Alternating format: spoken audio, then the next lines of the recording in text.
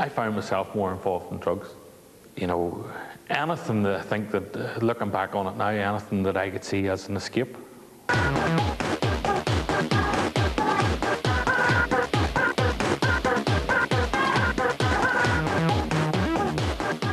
If I went out and I had a couple of drinks, or I went out and I'd taken something, you know, I'd had more confidence then.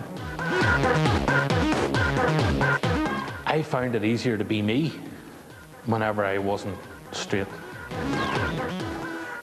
One of my key coping mechanisms in life has been, unfortunately, to become very, very sarcastic and to use sort of, I suppose, putting other people down as a means of coping, and also to be overly confident of going in and potentially taking over a situation. I mean, is that normal? Of course, by being sarcastic in some ways, you are showing your sort of dominance there in a social situation. You're perhaps getting in there on the attack before they can kind of get at you, so it's a form of sort of get your retaliation in first, in a sense. So of course you've developed a coping mechanism, and you know that is good. And bullies, by the way, hate being gobsmacked, because if anything, they're quite thick. And a lot of them, the typical bullies, of course, will use physical force. The more, one might call the sophisticated ones, the more subtle, the more cowardly ones will, of course, find the more indirect forms of getting at people. Who ate all the pies? Who ate all the pies? You fat. You fat. You ate all the pies. Fat. Adam's way of coping was to make a film about his experiences in the comfort of his own home. Fat turd. But even in this safe environment, Adam received a series of crank calls from a determined bully. Hello?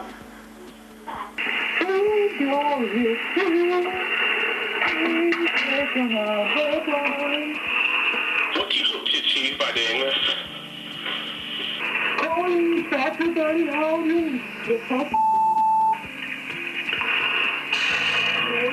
a spoon. How did you get this number? What? How did you get this number? That's what? Bye.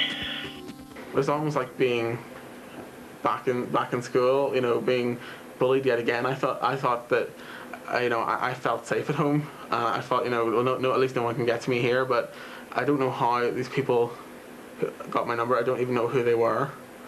But did you recognize any of their voices? I didn't. I didn't recognize them at all. I mean, they sounded like fairly young teenagers. I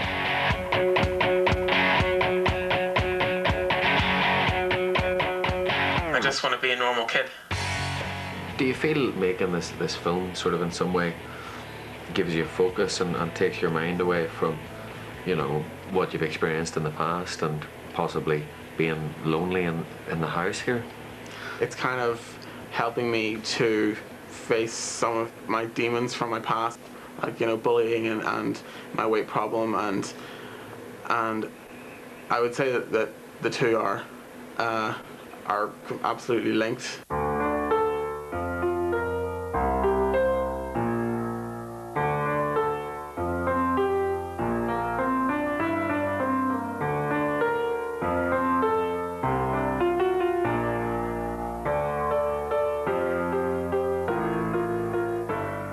Adam and Katrina have been isolated by the bullying. They have had to learn to cope with what has happened to them, alone. It is difficult to know what the long-term effects of this painful suffering will be. Since I stopped school, I am a lot happier than I have been in a long time, but at the same time, I'm very lonely. You know, I have one good friend, and that's it. And you know, the rest of the time, basically, it's just me, myself, and I here.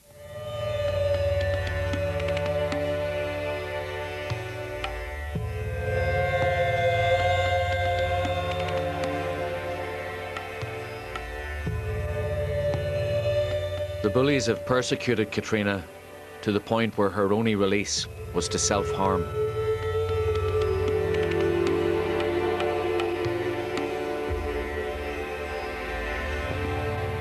Just tell me about, you said to me some time ago that, you were making yourself sick, you were breaking bones and stuff. Yeah. Explain that to me. Well, when school got so tough, when it got so much tough that I couldn't take anymore, that's when I'd stoop to breaking bones. What bones did you break? Tell me about those. I was so angry. There's so much anger in me. I had to take it out in something, so I hit the wall, and a couple of whacks of the wall broke it, and it was by that time that gave me about 1 or 2 weeks off. So in my mind, that was a good. I don't care what physical pain I was going through, as long as I got 2 weeks off.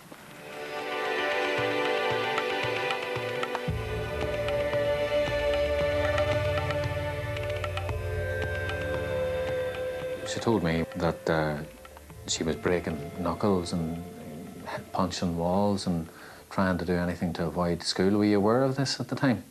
She never told me what happened. She'd always say something else happened it. And I used to take her to casualty. If it was her finger, she'd say it was a ball. She'd play with a ball that done it. Or one time she broke her toes. She said it was a door she broke them on. What sort of things were they telling her at school? Before she went to the dentist, her teeth came out in the front. She had a brace on. They used to call her rabbit teeth. They called her everything and anything underneath the sun they could call her. Till last year, she snapped. It just had driven her to such a length that she ended up in Inniskin Hospital. She had stopped eating. She thought she was fat. She thought she was big old, but they had told her that she was. She got this into her head. That was her. It pulled her down to the lowest stream. We were standing, going round after and watching her, and just checking what she was eating, checking that she done all that was right to keep her alive. Just.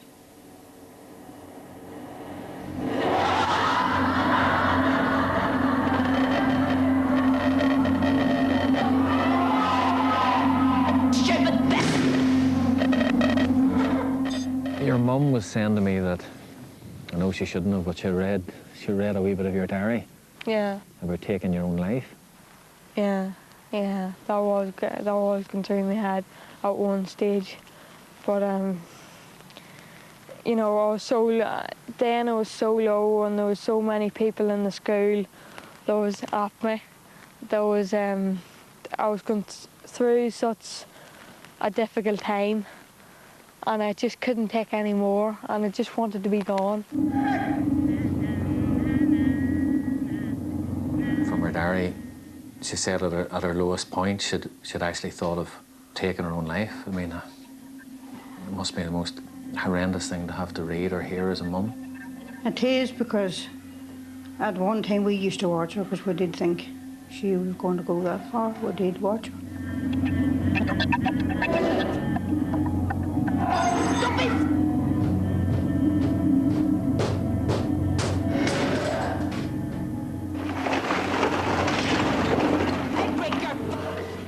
Thank God an awful lot of people just don't commit suicide, but a lot of youngsters, I think, quite seriously consider it. So there's suicidal ideation, as we say, which is one of, I think, the most awful and frightening aspects of this. But that's partly when I think one has reached a stage when one really feels powerless, helpless, and sadly a lot of shame.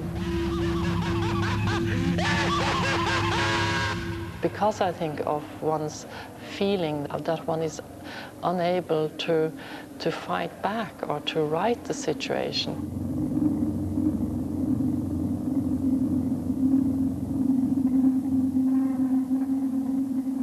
There were multiple times where I thought, maybe this would just be easier if I killed myself. I mean, just thinking, walking down the street, what would happen, if I just jumped out in front of that bus or something like that, And it was just that's how desperate I was getting.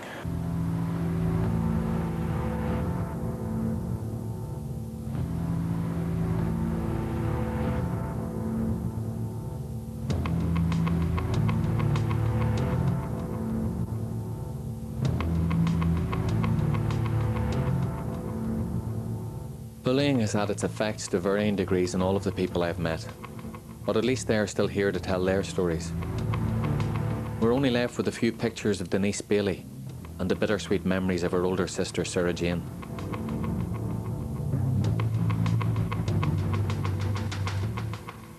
Sarah Jane, just tell me a little bit about Denise, what sort of a girl she was, you know, what she was like at school, around the house, that type of thing. Very funny, very fun-loving, good sense of humour, always laughing, constantly had her mouth hanging open. She had her tongue pierced and it was constantly sticking it out at everybody, and you know, she was very outgoing, very friendly, good with new people. You know, she enjoyed life.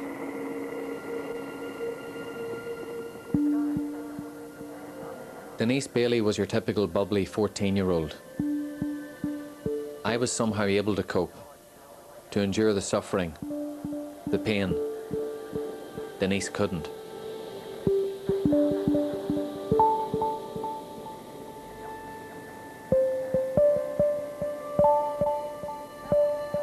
She'd befriended a girl. They had been friends for quite a long period of time. They were actually best friends. They had a disagreement over a boy who both of them had been going out with.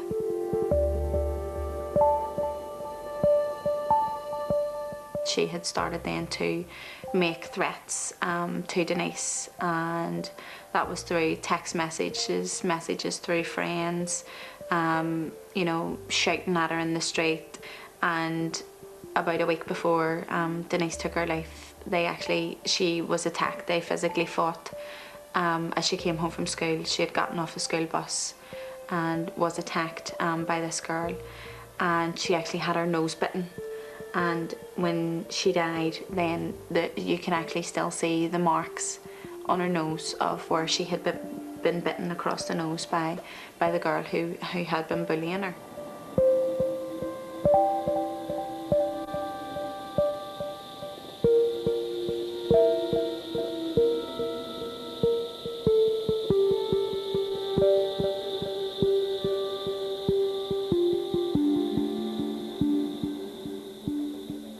What way has it affected you? Well, it's been hard. When you see her friends and you see girls that are the same age as she was in school when they were in the same year, and they chummed around together, it's very hard to see all those girls grown and having families and knowing that Denise will never have that. You know, that's really hard.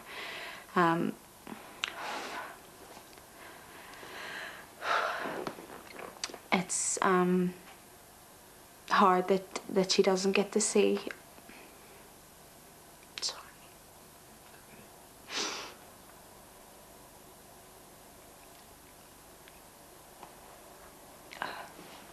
That she doesn't get to see my family grow either.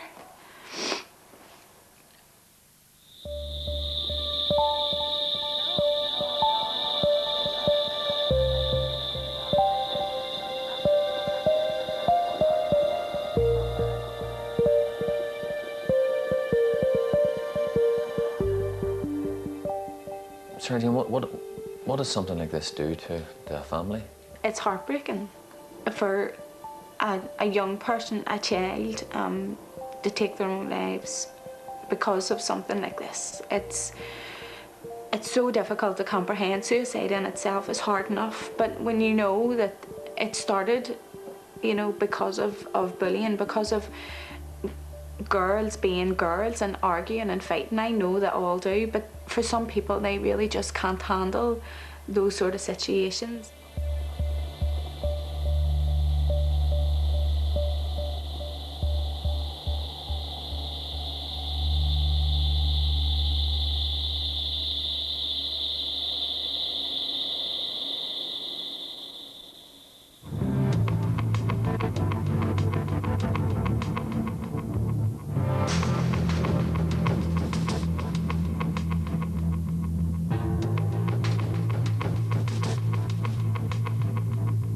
No bully can possibly understand the damage they are causing.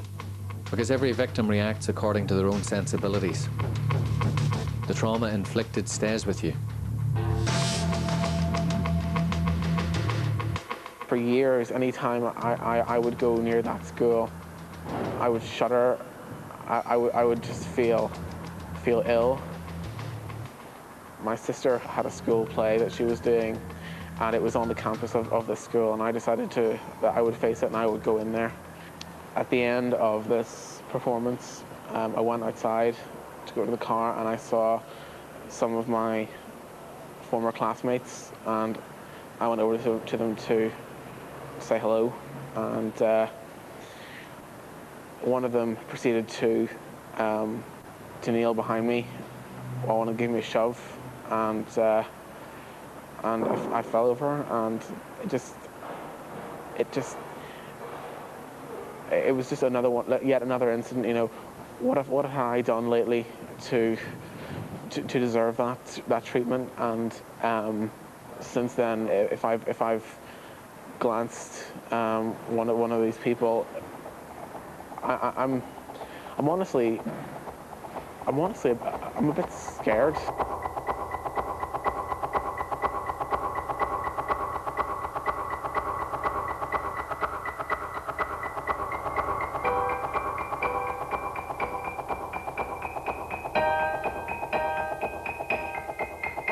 I haven't seen my bully since I left school, and in many ways meeting him scares the hell out of me.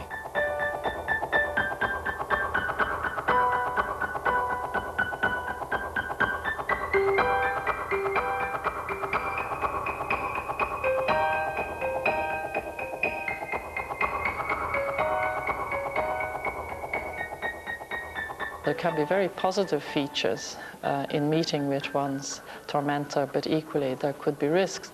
And I'm just sort of wondering, in your case, you know, have you had any desire perhaps to gain closure by wanting to meet with your tormentor? I am interested in meeting the guy who tormented me. I'm sort of keen to sort of meet him and say, look, do you remember what happened? But what I'm afraid of is that, first of all, he says, I don't remember you. I don't remember ever bullying you. And if I did do anything that was aggressive or nasty towards you, it was just kid stuff. I was just having a bit of crack. There was no malice or harm or intent, you know. And I'm left sitting with all my expectations, or I want him to say, yes, I remember. I've thought about you on occasions, and I'm sorry. I would hate for someone to do that to my children. I'm now happily married, and I'm a good person now, and look, that was wrong of me in those days, and you know, I regret what happened, and it's those expectations that I fear being crushed and shattered.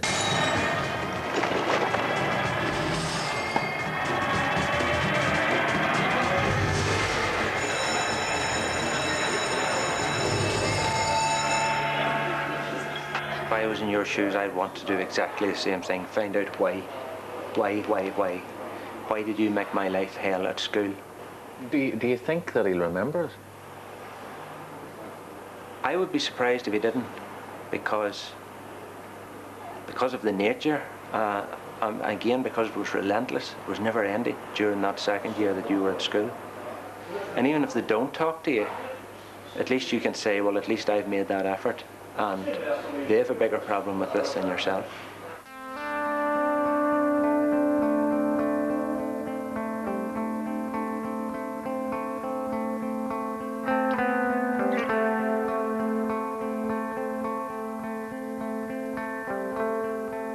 Seamus's words have somehow encouraged me to go ahead and meet the bully, but I'm still really unsure.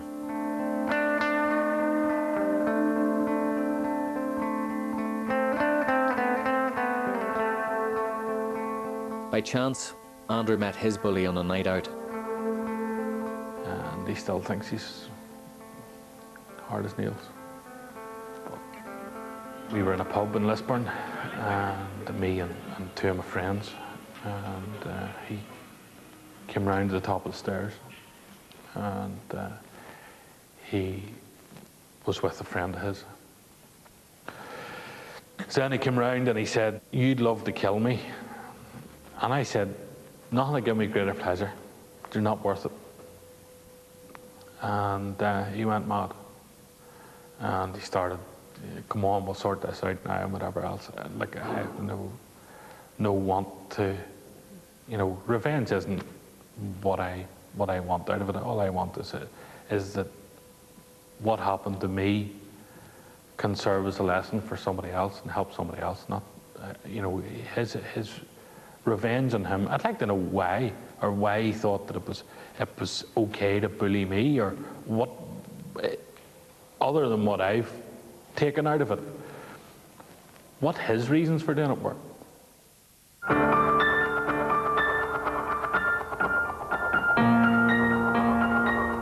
I decided to go ahead and find my bully, and was shocked at what I discovered.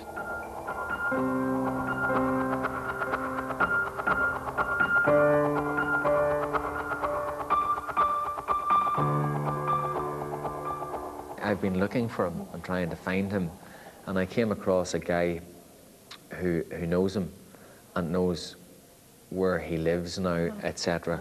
And he said to me, "Look, why on earth would you want to meet that ignoramus?"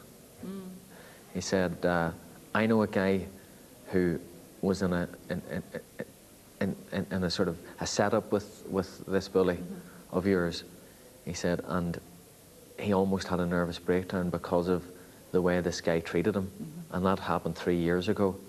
And in some respects, it made me feel, oh, do I really now want to go and actually give him the opportunity of rejecting me again, of making me feel small again and not allowing me to achieve what I want to achieve? Or do I feel secretly happy that, he's still the same, he hasn't changed, he's still a nasty, horrible person who can still push people to the edge?" I mean, there's a huge percentage of youngsters who, if their bullying behavior at school is not challenged, will go into life and actually then become a violent adult. And here we have then a sort of a classical example of that, and the mere fact that he's been referred to now as a sort of, why would you want to sort of meet that ignoramus, in a sense supports then the research literature.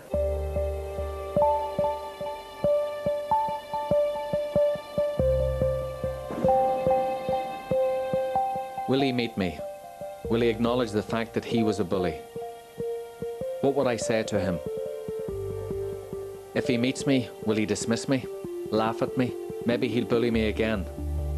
Make me feel small and insignificant one last time. What would he call me? He probably thinks that name he branded me with all those years ago is my real name. Would I have to call myself that name for him to recognize me? I genuinely don't know what to do. To help me with my decision, I met Jim Deeds, a trained counsellor, and told him my story. From a TV perspective, I should go and meet the guy who bullied me. It gives everybody at home the sort of the resolution. There he met the guy who bullied him, and this is what happened, and didn't it end up happy ever after? Or perhaps not, because that's part of... That's the gamble. Why I'm fearful, But part of me also says, does he deserve the opportunity, the platform, to put his answers forward to say... Well, that brings us to the heart of what we want to discuss, doesn't it? And I think right at the start of this project, you seem to have been wrestling with, well, who is making this programme? Is it Eamon, the producer, or Eamon, the human being? I guess what I'd like to ask is, what is the main emotion that you feel as a producer? If you look at it from a producer's point of view, in the cold light of day, if this probably wasn't a project involving me, I would probably encourage the person to go ahead and meet the bully, because that, in theory, would give the closure that everybody would possibly be seeking. So the producer-director wants a nice finished product and a nice clean ending? Yes. Okay. Which we all know from life ain't the way it always works. Okay. Ultimately, Eamon, whether people watch this and feel well done or that was awful ultimately has no bearing on your life. The effects of bullying are felt in here. And the remedy to that needs to be about looking inside and not needing other people to see you and validate you not being small and insignificant. Even the bully? Even the bully. If you can approach this decision feeling that you are not small and insignificant, with the integrity that you've shown all along, whatever decision you make, Eamon, will be the right decision. But that will be the right decision for you and for no one else.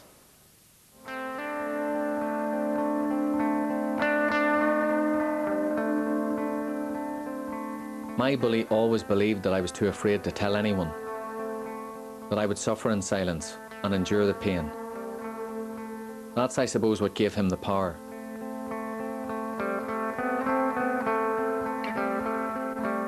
But making this film has given me the power, so I've decided not to meet him.